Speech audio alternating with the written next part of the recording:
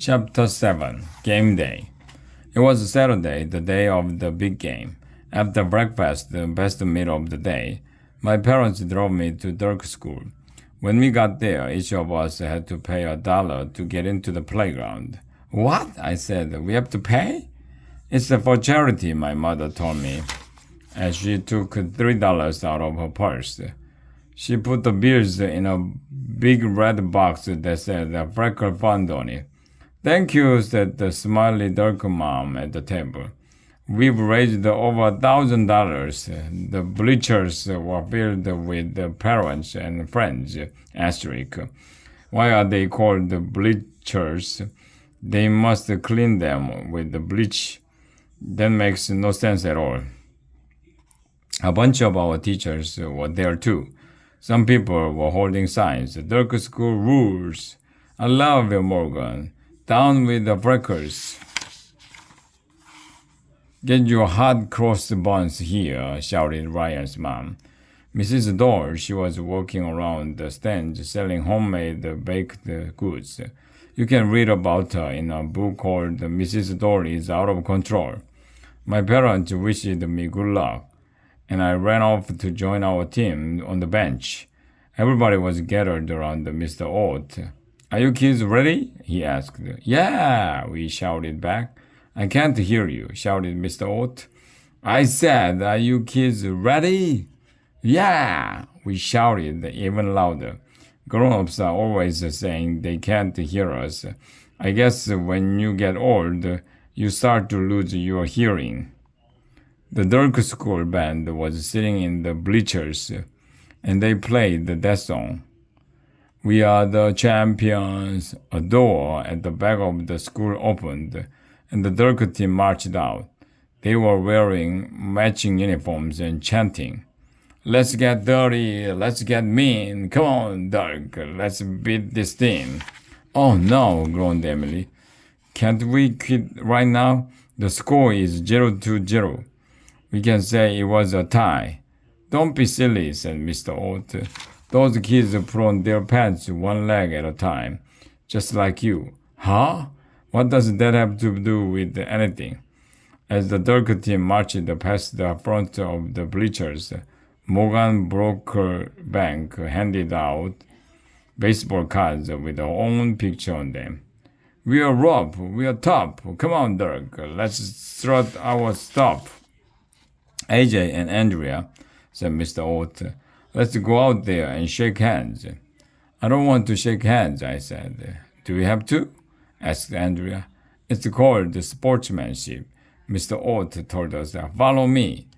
The three of us walked out to the pitcher's mound. The Dirk coach came over with Morgan and this kid named Tommy, who always has a finger in his nose. Welcome to our cemetery, sneered Morgan. Why do you call it a cemetery? Asked Andrea. Because we are gonna bury you here, replied Morgan. No trash talking, kids, said Mr. Ott. Everybody shake hands. I really didn't want to shake hands with Tommy, the no speaker, so I went to shake Morgan's hand. You losers are going down, she said, looking me in the eye as she squeezed my hand really hard. I thought I was gonna die. I squeezed it back as hard as I could. That's what you think, I said, pretending my hand didn't hurt. We were about to go back to our bench when Morgan stopped and turned around. Hey, AJ, she said. Would you care to make it interesting?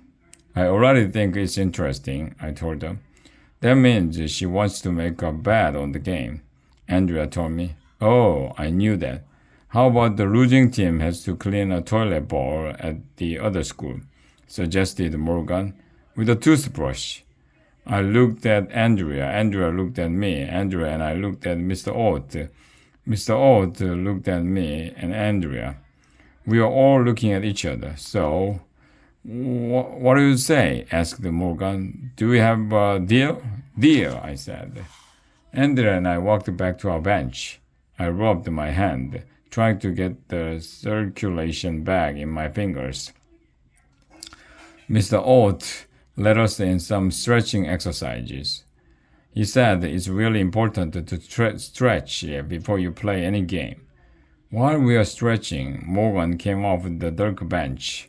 She was holding one of those cannons that shoots t-shirts into the crowd. "Who wants a t-shirt?"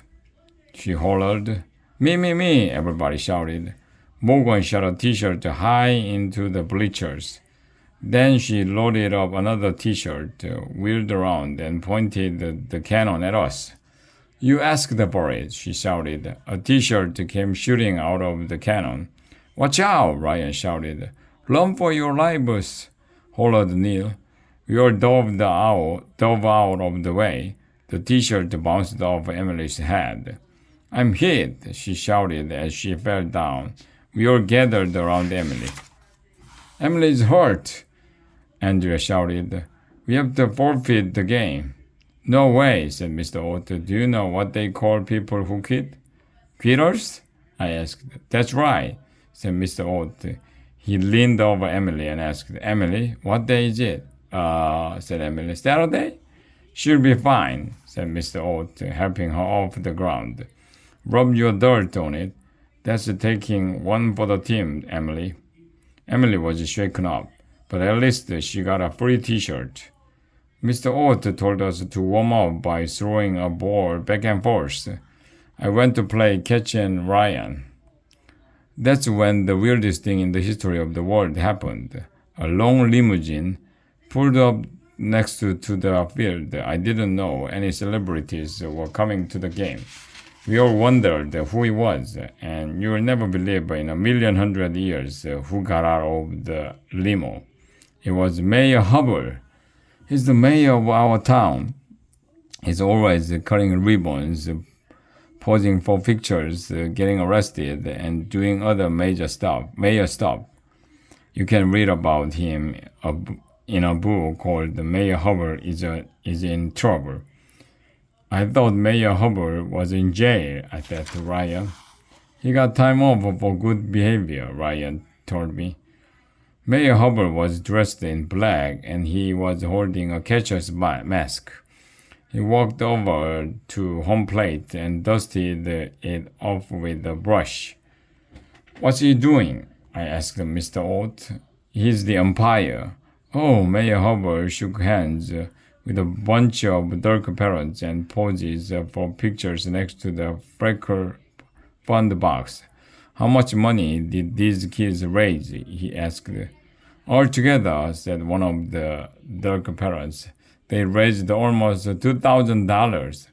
"Wow," everybody said, which is Mom upside down. "That's impressive," said Mayor Hubbard. Our team lined up on the first base line. The dark dogs lined up on the third base line. We took off our caps while the dark band played the Star-Spangled Banner. The land of the free and the home of the brave. Mayor Hubbard put on his mask and shouted, "Play ball!"